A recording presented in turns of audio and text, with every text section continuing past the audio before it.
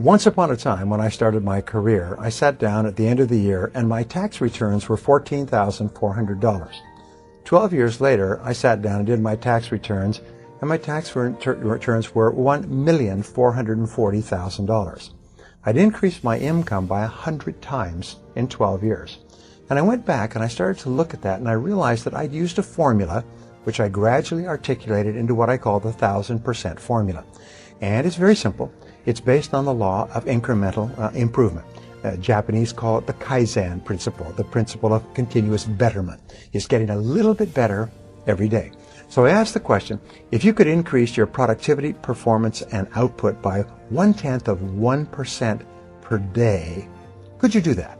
Could you increase your productivity, performance, and output by 1/1000th in a day? And the answer is, of course. If you were the tiniest bit more efficient, or you worked a little bit harder on a more important task, you could become 0.1% better in a day. Well, if you did that every single day for a week, you would be 0.1% times 5, you'd be 0.5% more productive in a week. Is that possible? Of course, you would say. Anybody can become that small amount more productive. So I said, if you did that every week for 4 weeks, you'd be 2% more productive over the course of a month. If you did that every day for 13 4-week months in a year, 52 weeks, you would be 26% more productive.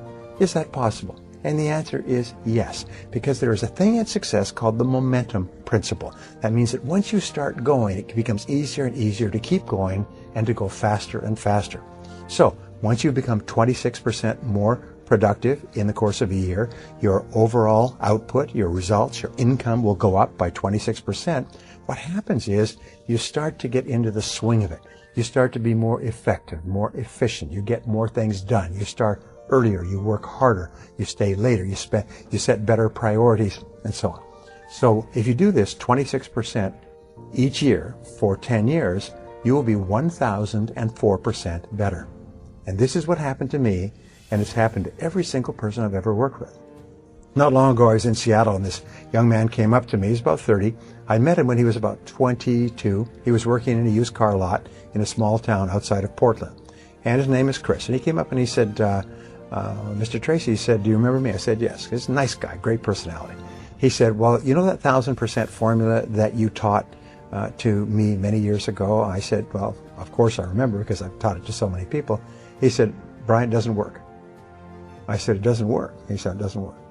I said, I've used it every single day ever since I learned it all those years ago. It doesn't work. I said, how do you mean? And he smiled and he said, it doesn't take 10 years. It only took me 7. He said, today, he said, I am earning 10 times what I was earning 7 years ago. He said, I used it every day. It's absolutely amazing. He said, I'm making more money today in a week or a month than I was often making in a month or a year. He said, by using that formula. And what I did personally is I used it once, increased my income 10 times, and then I used it again and increased my income 10 times more, 100 times in 12 years. And so can you. So here's what it consists of. It's very simply this. Each morning, get up first thing, at least 2 hours before you have to be somewhere. So you can invest the first hour, what we call the golden hour, into yourself. And you invest the golden hour by reading something that is uplifting, educational, motivational, spiritual. It doesn't matter, but they say reading is to the mind as exercise is to the body. Instead of reading newspapers or magazines or watching television, what you do is you just read something that it's uplifting. If you're in sales, read something in selling. If you're in spiritually oriented, read something spiritual. If you want motivation, read something motivational, but read 1 hour every morning. That will thoroughly prepare your mind for the rest of the day. One of the great speakers said that the first hour is the rudder of the day. It's called the golden hour. So you invest the golden hour in yourself. And just like if you got up in the morning and worked out for an hour, you'd be feeling great all day long. If you get up in the morning and read for an hour, you'll be feeling mentally great all day long. Step number 2 in the formula is make a list of everything you have to do that day. Sit down, make a list. Everything that you have to do, plan your day in advance. Step number 3 is organize your list by priorities. Determine what's most important, what's second most important, what's third most important. Put a number next to each one. Number 1, number 2, number 3, number 4, number 5. Fourth step is to Start on your most important task, as we mentioned before, and work on it single-mindedly with concentration, focus, and discipline until your most important task is done, and then go to task number 2 and do the same thing. Number 5 is listen to audio programs in your car. Turn your car into a mobile classroom. Turn your car into a university on wheels. Now, a study at the University of California, USC, concluded that if you listen to educational audio programs in your car as you drive around, instead of listening to music, which we call chewing gum for the ears, if you listen to audio programs, you'll get the equivalent of almost full-time university attendance. Except for one small point, is when you go to the university, people who've graduated from universities, as I eventually did, find that about 90 or 95% of what they teach you is not practical. It's theoretical, it's true, it's enjoyable, but it's useless in the real world. However, when you select educational audio programs on sales, communication, time management, goal setting for yourself, which you can stop and start if you like, you only select things that are valuable to you in the moment. So you get even more than a university education by turning your car into a classroom on wheels. You turn your car into a mobile learning machine. Here's an interesting point, going right back to the beginning. If you were to get up and read for 60 minutes each day, you would read an average of 1 book per week. 1 book per week would be an average of 50 books a year. Now, to get a PhD at a leading university in any subject, including astrophysics, you have to read about 30 to 50 books and combine them into a dissertation. If you read 30 to 50 books in your field in the course of a year, you get the equivalent of a doctoral degree, whether it's in selling, business, entrepreneurship, or any other field.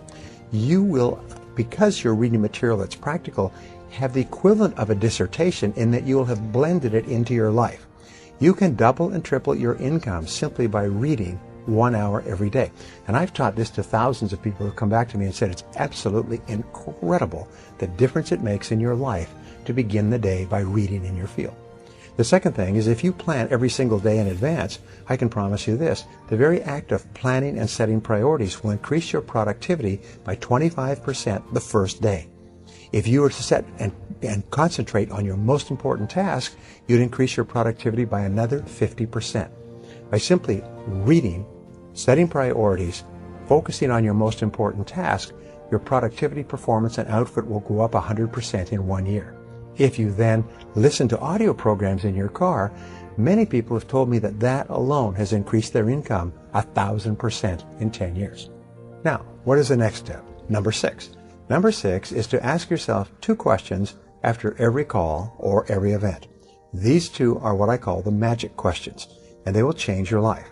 Question number 1 is right afterwards, say, what did I do right in that situation? If it's a sales call, if it's a business meeting, if it's a job application or interview, if it's a negotiation, if it's a meeting with your bank, afterwards ask yourself, what did I do right? And immediately think, and even better, write down everything that you did correctly in that meeting. Because you did a lot of good things. Even if it wasn't successful, you did a lot of things that were right. Second question you ask is, what would I do differently next time? What would I do differently next time? And then quickly write down a list of all the things that you could do to improve that situation the next time you have it.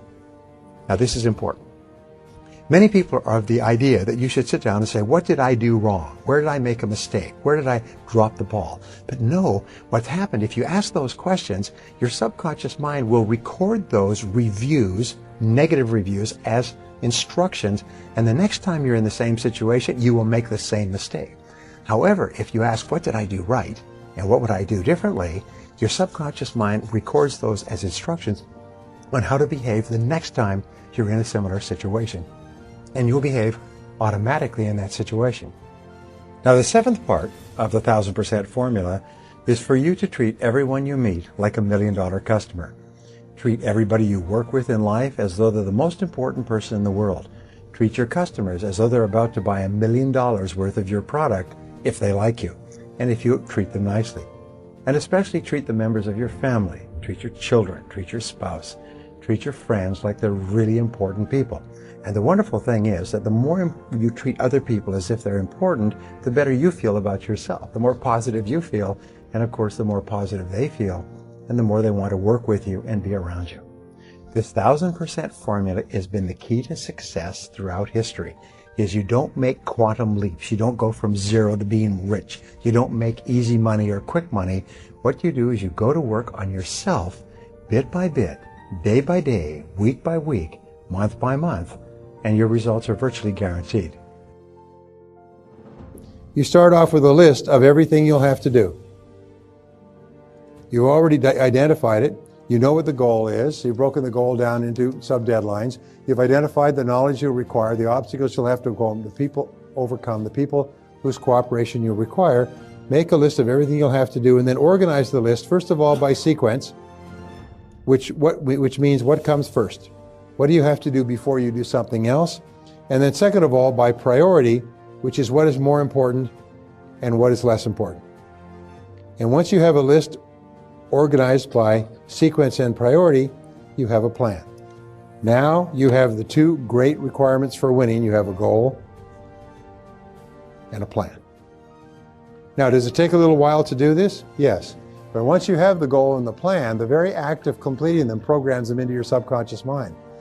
We, in our advanced coaching programs, we teach people to write down and create goals and plans. And then once they've done it all, 90 days later, they come back. I say, how many of you reviewed your goals and plans in the last 90 days? Most of them didn't do it. How many of you achieved your goals and plans? All of them. It's the most amazing darn thing, because by writing them out, they've programmed them into their subconscious mind, which passes it off like a baton to the superconscious, which then works 24 hours a day to bring it into their lives. And the most remarkable coincidences occur. Things start to happen. The phone rings. People sit down next to you socially and give you advice. Your boss gives you opportunities. Doors open. You get intuitions and insights, the most phenomenal things, because you've programmed yourself with a goal and a plan. That's why people with goals and plans, according to the best research, accomplish 10 times as much as people without goals and plans. 1,000% more than people without. So write down what you want and make it clear so that the universe can help you get it. Emmett Fox, who I mentioned before, wrote a book many years ago called The Mental Equivalent. Actually, it wasn't even a book, it was a pamphlet. And this little pamphlet is one of the most profound pieces of writing in history. It's just unbelievable. I'd read Emmett Fox for years, and someone came up to me and said, have you ever read The Mental Equivalent? I said, no, I've read all of his books. Well, it's not that easy to get, so I got it. And what it does is basically says is you have one responsibility to your universe, is to create within your mind the mental equivalent of what you would like to see on the outside. If you will do that, all the mental laws that we've talked about and many more that we haven't had a chance to go into will all work. Just like click, click, click, click, click, they'll all work. And what you want will appear on the outside by the law of cause and effect, belief, expectation, attraction, correspondence, and so on. Your job is to give to the universe an absolutely crystal clear picture of the goal that you want, which you can only get by thinking it through and writing it down. So here's the exercise, and this is your homework exercise. Take a clean piece of paper when you get home, and this is the only test. This is a take-home test. This is a test to see how badly you really want to make next year a fabulous year. And so at the top of this page, write the word goals. Some of you have seen this before. I need to teach it to everybody, and you're going to write down 10 goals. And these goals, you can write more than 10 if you like, but you must write a minimum of 10. These goals are one-year goals, approximately. These are goals that you want to accomplish this year. Health, income, car, travel, fitness, and so on. You write them in the present tense as though a year has passed and you are reporting they've already been achieved. I drive such and such a car. I live in such and such a house. I weigh certain many pounds. I take such and such a vacation. I write down, one of my goals is spend time with my family. The more often I write it down repeatedly, the more time I spend with my family. If it's an important goal, and you don't write it down, what happens is it gets shuffled aside. You write it and make it positive. Not I will lose weight, but I am a non-smoker, weigh X number of pounds. Not I will quit smoking, but I am a non-smoker. So it's always a positive statement. And third of all, it's always personal. Every goal you ever write for the rest of your life begins with the word I, because you are the only person in the universe who can use the word I with regard to yourself, and you follow it with an action verb. I earn, I sell, I drive, I live in, I achieve, I accomplish, I acquire, I save, but always make it I plus an action verb. That's the way the subconscious mind accepts instructions. When this instruction comes in like that, it's immediately passed on to the superconscious. I have taken people through this exercise all over the world once. And I come back a year or 2 years later, and they say the same words in every language. You won't believe what's happened to me. I wrote down those goals, and I never looked at them again. You won't believe what's happened to me. You won't believe it. I found those goals in something a year later, and you won't believe what's happened to me. I've accomplished all the goals. I never looked at it again. Because when you write down a goal, you activate 3 learning modalities. The visual, you can see it. The auditory, you sub-vocalize it, you say it to yourself. And the kinesthetic, you write it. All 3 together goes, and it goes straight into the subconscious mind. And it's passed on like one of those vacuum tubes for messages in old stores, goes boom, straight into the superconscious. And just go on with the rest of your life. And 24 hours a day, this great superconscious mind is working to bring the goal into your life. Okay, now you've got your list of goals. Here's my list right here. I do this all the time. Then you look at this list, and this is the kicker. You ask yourself, if you could wave a magic wand and achieve any one goal on this list, these are not your one-year goals, but imagine you could have a special dispensation and wave a magic wand and you could have any one goal within 24 hours.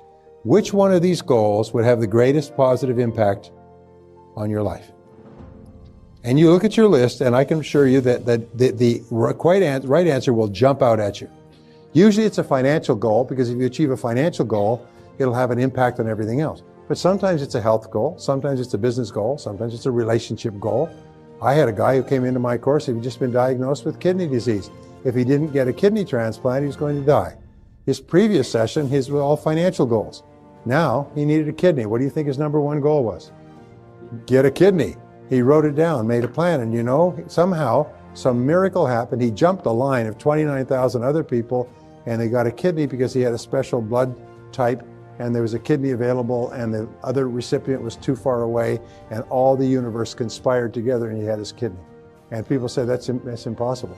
Many people die on waiting lists for organ transplants. He got his kidney. It was his major goal. That's all he thought about all the time, too. So, once you have this goal, now this becomes your major definite purpose. This becomes the organizing principle of your life.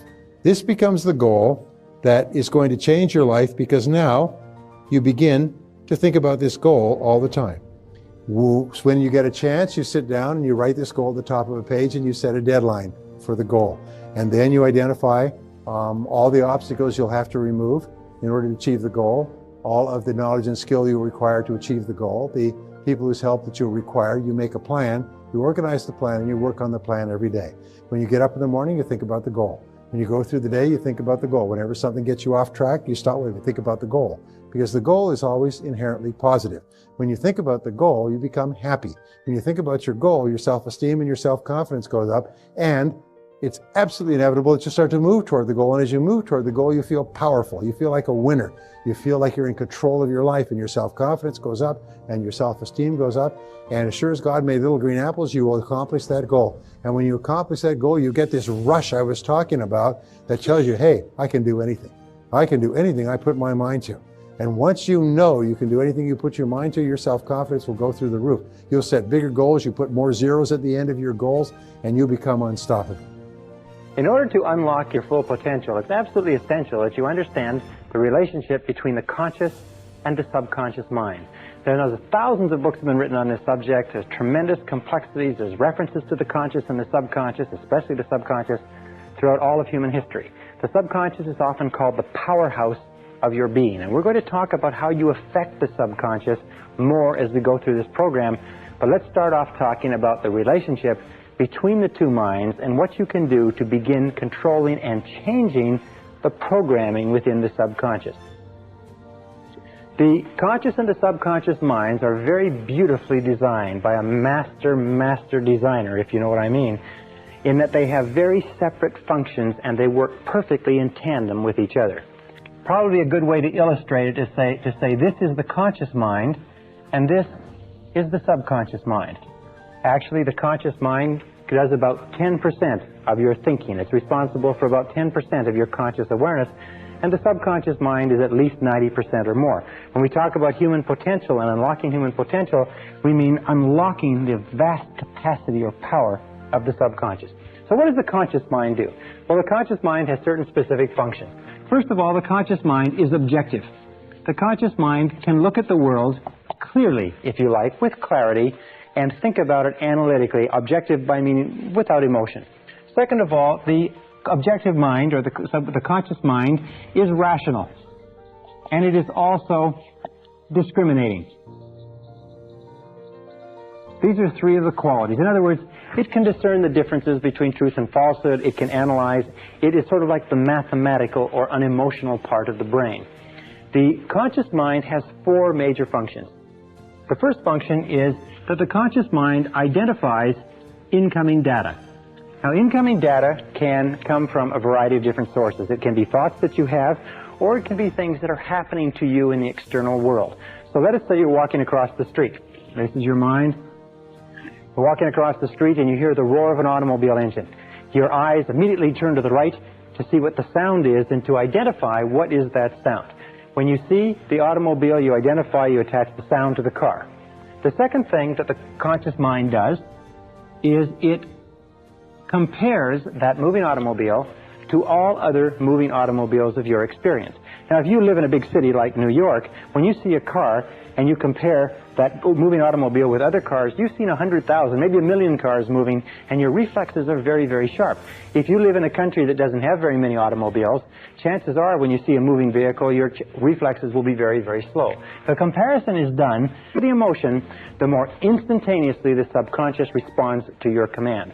The subconscious is activated by emotion. Emotion of fear, emotion of desire, the survival instinct, the love instinct, but it is always an emotion that triggers the subconscious. Okay, what are some of the features of the subconscious mind? The subconscious mind is like a massive data bank. As a massive data bank, the role of the subconscious is to store and retrieve data. In other words, the subconscious mind is the subjective mind, in that it simply is the mind that obeys. Just as the conscious mind commands, the subconscious mind obeys. The subconscious mind has no thought of its own. By the way, the conscious mind has no memory. The subconscious mind is the seat of all memory. The conscious mind, remember, can only hold one thought at a time, whereas you can remember millions of facts. The relationship between the conscious and the subconscious is the conscious is like a gardener, and the subconscious is like a garden. Whatever seeds you plant in your subconscious mind, the subconscious mind goes to work to grow. In the subconscious mind, you have a whole series of different programs, the self-concept, which contains all the information on all the subjects that are important to you and all of your previous experiences and responses to those situations, so that if you have a new situation similar to it, one of the roles of the subconscious is to keep your behaviors consistent with your previous behaviors, so that if you've always been fearful in a situation, you see the situation, you'll instantaneously be fearful without thought. If you're in a situation that you don't know anything about, the natural tendency is for you to be neither fearful nor unfearful, because you don't know enough until you build up an experience bank. And this brings us to three critical laws. Three of the most important mental laws that we talked about. Remember, we talked about how your whole life is determined by mental laws. The first of these three mental laws is the law of subconscious activity. The law of subconscious activity says, and when you feel negative, your self-concept is negative and you will act in the same manner. Which brings us to our second law. The second law is the law of concentration. Actually, this is the ninth law that we've talked about since we began. The law of concentration is very, very, very important. It's so important, as a matter of fact, each of these laws is so important in their place as to be enough in themselves to control your destiny. The law of concentration simply says this. It says that whatever you dwell upon grows. Whatever you dwell upon grows. Whatever you think about over and over again grows in your reality. It's very simple. I used to do a course on creative thinking, and the way that you explain it is you imagine that this is the total mental capacity that you have. And when you send a thought into this, it takes up this amount of space, and all the rest of the mental capacity is used to, this is your thought, is used to think about all the other things in your mind. But the more you think, from the conscious down to the subconscious, the more of your mental capacity is committed to thinking about this one idea until you reach a point where if you dwell upon something consistently, you reach a point where you think of nothing else. And as you think of nothing else, you begin to set up this vibratory field. The subconscious mind is the core of the law of attraction and the law of vibration and the law of radiation. You begin to set up this vibratory field that sends out thought energy from you consistent with what you are thinking about and draws back into your life people and circumstances in harmony with those thoughts. So you just have to look around you and you have to say, what are you thinking about all the time? What are you dwelling on all the time? And the basic rule with regard to the law of concentration is to dwell upon, think about what you want to happen, not about what you fear. And this brings us to the third law in this series, and that is the law of substitution. Now, the law of substitution, I've had many of my graduates tell me, as you think about what you want, eventually, because of the law of substitution, you have less and less time, less and less emotion to think about what you don't want. Why is it that people are successful? It's simply this. In the Bible it says, to them that hath shall more be given, and from him who hath not, even that which he hath shall be taken away. What it means is simply this. The rich get richer, the poor get poorer. Why? It's because the rich think about wealth and affluence all the time. And what do the poor think about? The poor think about lack, loss, and limitation, risk, danger, fear, failure all the time. So if you want to unlock your potential, if you want to go straight to the stars, you have to use the law of substitution to keep your mind on what you want. Use the law of concentration to dwell continually on the results you desire. Be solution-centered rather than problem-centered. Be goal-centered rather than loss-centered. And the law of subconscious activity will begin to adjust your words, your actions, your feelings, your emotions, and everything to the point where you will draw into your life the people and circumstances that will harmonize with it. Now, what's the most powerful thing you can do? It's very simply this. Success begins with taking purposeful, systematic control of the content of your conscious mind. Purposeful, systematic control of the content of your conscious mind. Everything comes back to the law of control, as we talked about at the very beginning. Purposeful, systematic control is best taken by saying over and over again, I like myself. I like myself. I like myself. I like myself. When you repeat, I like myself, or better, I love myself over and over again, you drive this thought into the subconscious mind. More and more you think of yourself in positive terms. More and more you push out thoughts of inferiority, negativity, fear, failure, rejection, and so on. More and more you reprogram all previous data in your subconscious computer so that it is consistent with high self-esteem, personal effectiveness, and excellent personal performance. Is that the key to your success in life is to use the power of your subconscious mind to program it with thoughts, words, pictures, ideas, and feelings consistent with high performance, and keep your mind on what you desire and off of what you fear. Remember, the only thing in the world you can control is your thinking. The only thing in the world you can control are your conscious thoughts, and if you will do that, everything else will become possible for you.